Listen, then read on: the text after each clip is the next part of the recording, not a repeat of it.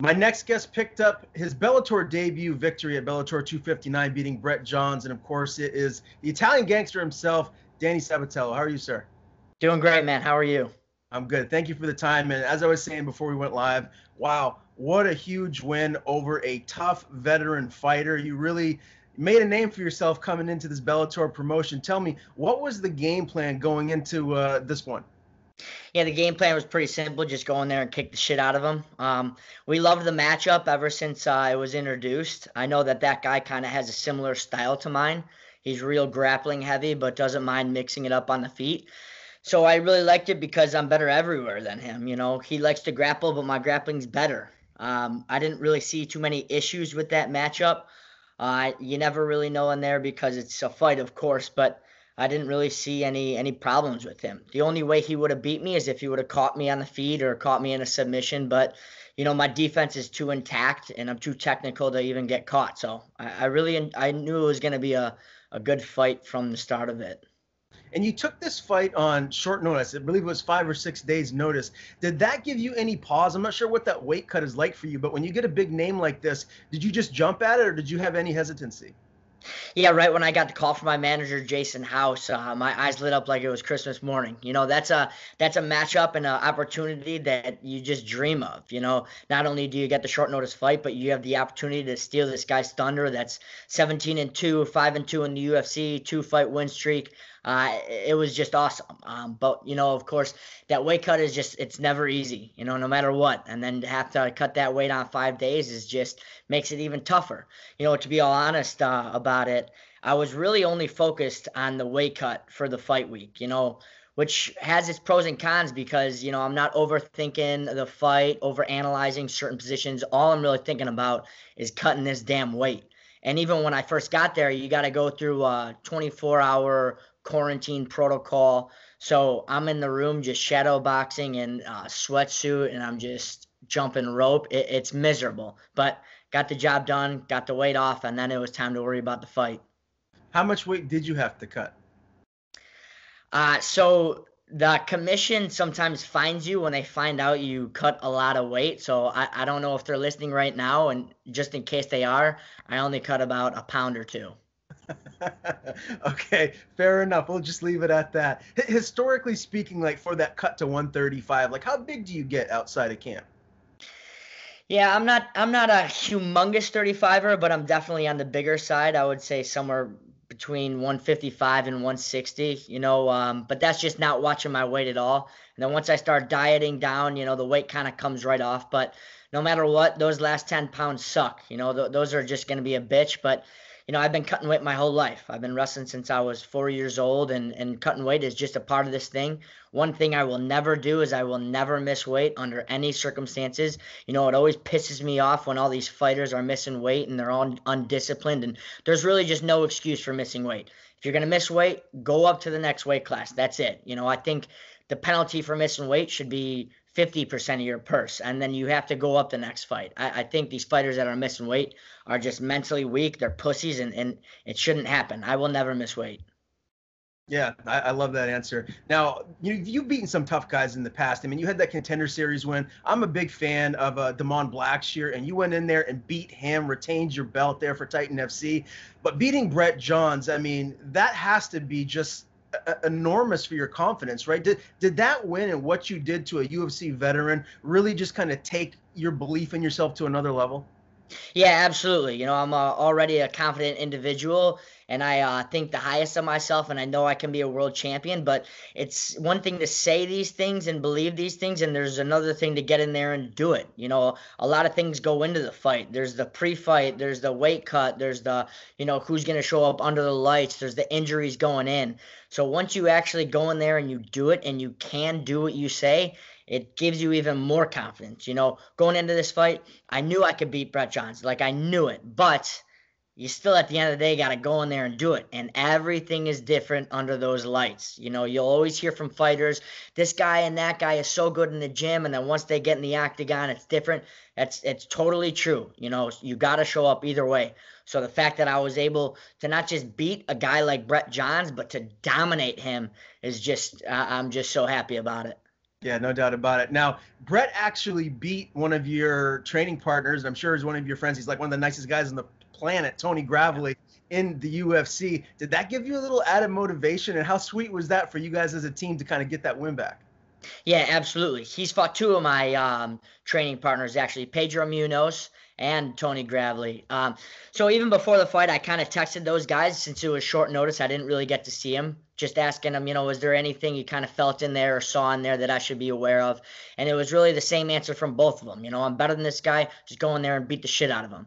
But yeah, it was definitely nice to get that win back for Tony because Tony's the nicest kid in the world. Big fan of his, and yeah, it was good to get that one. Yeah, no doubt about it, man. How'd you celebrate afterwards? Did you get a chance to go around Mohegan and have a little fun? Yeah, absolutely. The second after I got my hand raised, I was already pounding shots. I'm a partier. It's no secret. I've been enjoying myself, but I'm still gonna be right back into the gym probably tomorrow. Actually, I like to drink and I like to have fun with friends and all that stuff, but I will always train hard. How do you manage that during camp? Like, do you drink at all during camp, or do you just stay away completely? Yeah, I try to stay away, but you don't want to be totally suffering and torturing yourself through the entire fight camp, or else you're not really going to that fight smooth. You're not going to go fresh. You don't want to just go through hell for 8 weeks and then go into the fight. This should be fun. At the end of the day, I love fighting. Everything is fun about this to me. So I try not to party during the fight camp, but if it happens, it happens. A lot of times you need that mental release, you need that stress release, you need to go into that fight feeling fresh. And sometimes having a drink here and there, sometimes it'll be beneficial. That's the way I look at it. I try not to, but if I need it, hey, I need it. Yeah, no, I hear you. I like to have a few drinks myself. Tell me, is it true that if you're trying to watch your weight, that vodka, soda water, like that's okay, or is that not true? There's 0 calories in it as far as I'm concerned. That's my thought process. I love it, man. Well, tell me about, what it's like fighting in front of fans versus no fans, because obviously with this last year and a half and the way that the world's been, this has been our new norm, but now things are opening back up. You're seeing it with the UFC. The fans will be back for Bellator at the Mohegan again here soon. So how do you like that? Does it affect your ability to go out there and perform? Do you feed off of that energy? Just run me through your emotions with and without fans. Yeah, I love the fans. I'm a guy that feeds off passion and emotion and energy. So I need those fans in the stands for it to be more enjoyable. Whether they're booing me or cheering for me, it doesn't matter. At least there's some type of emotion going on. If there's no fans, it's really quiet in there, and I'm still going to perform to the best of my ability. But there's nothing like fans at a sporting event. It's the greatest feeling ever to have them in the crowd and to look up and they're all there for you. That just gives you extra motivation. And when I look back at Friday night, it was a picture perfect time, picture perfect day. But the only thing, if I could change one thing, it's just I needed those fans in the stands. And I know Bellator's bringing back the fans, so I'm even more excited than I was for this first fight with them, just to have the fans back. Did you sign a multi-fight deal with Bellator? Yeah, I signed a 4 fight deal with them, so that was the first one. I got 3 more with them. Awesome. Very good. There's going to be a lot of great matchups in this division. Now, I do want to talk about your last couple of fights, man. A lot of people know you from, Dana White's Contender Series. You got a UD win, and, a lot of people felt maybe you should have got that contract. Like, tell me your emotions after that, and did that motivate you to just get back in there and get even better? Yeah, I mean, I really thought I deserved that contract. 30-24 scorecard. I don't even know if that's ever happened on that show's history. I was shocked that I didn't get it, and I was kind of pissed off. I felt disrespected after that. I was going to be motivated either way. I'm a very motivated individual. No matter what happens in my life, I will always be motivated to go into the gym the next day. That's just how I am. And I just love fighting in general. So I'll never be like, oh, fuck this, blah, blah, blah, blah, blah. At the end of the day, I love fighting. So, yeah, that sucked not getting it, but in the end, I think it's for the better because I'm very happy with Bellator. Signed a great contract with them. I see a long career with them, and they treat us like kings. But yeah, the 30-24 scorecard on Dana White's Contender Series. Thought I was going to get the contract, didn't get it. Was a great performance. Then I went and fought Damon Blackshear, another great performance. I dominated him for 5 rounds, and he missed weight by 5 pounds too. So it was that was a good win, and then Brett Johns now. So I got some good wins under my belt, and I just can't wait for whoever's next. Yeah, no doubt about it. And I told you earlier here, I've interviewed Damon a couple of times. I'm a fan of his. He's a solid opponent. So that is another signature win, a nice feather in your cap. Now let's talk a little bit about ATT. I mean, one of the best gyms on planet Earth. Who are your main partners that you normally train with? I mean, because I know there's so many to choose from. Do you like have a few that you usually stick with, or does it change? Yeah, I mean, it's such a big gym, and there's so many guys around my weight class, in my weight class. My main training partners, I would say, are Pedro Munoz, Marlon Moraes, Kyoji Horiguchi, just straight killers, you know. So the good thing is not only that, but you also have the world-class coaches, and you always want to listen to your coaches first. You know, coaches over teammates, but sometimes the coaches are busy with someone or zeroing in on a skill with someone, and you just turn to your left and you got another world champion. So I go with straight killers. Everybody in the gym is very motivated. We're also a very tight-knit group, even though the gym is humongous. But yeah, main guys are Pedro Munoz, who's top 5 in the UFC, Marlon Moraes, top 5 in the UFC, Kyoji Horiguchi, who's number 1 in Ryzen. I feed off of them. You know, I'm very good at what I do because of myself, yeah, of course, but also because of the people that are around me. Yeah, no doubt. I mean, ATT, for my money, I mean, top to bottom, that's the best gym in the world. There's so many killers that are there, a huge gym as well. I got to ask you, too, about your nickname, the Italian Gangster. This is my first time interviewing you, so I don't know the backstory. Tell me how that came about. Yeah, so growing up, I loved Rocky, and I was called the Italian Stallion by my friends. Little nickname.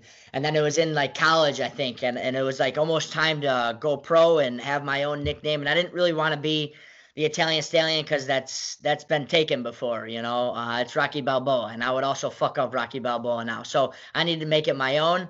One of my friends said the Italian Gangster, and I love it.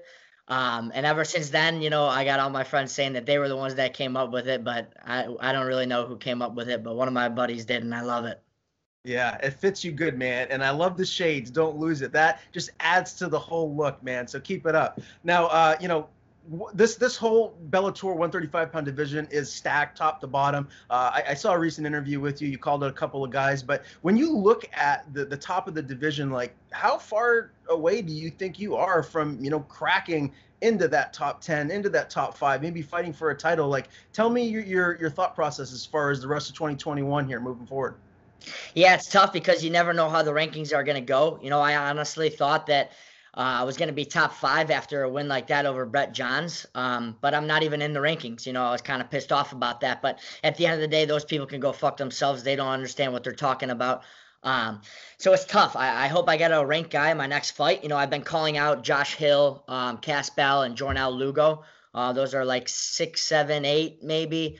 So after I get a win over any one of them, but of course it's crickets on their end. They're not answering the call. I should get another top guy, and then hopefully after that I fight for the belt. You know, I don't see the belt necessarily too far away just because I think I can prove myself quickly against these high-level guys. But it all depends who they're going to match me up with and so forth. Yeah, I'd love to see that Jornal Lugo fight, man. Out of those three, that's the one that stands out to me. Yeah, I think I smashed all of them, honestly. I think I beat all of them in the first round. They're all good guys, but I'm insanely better than all of them.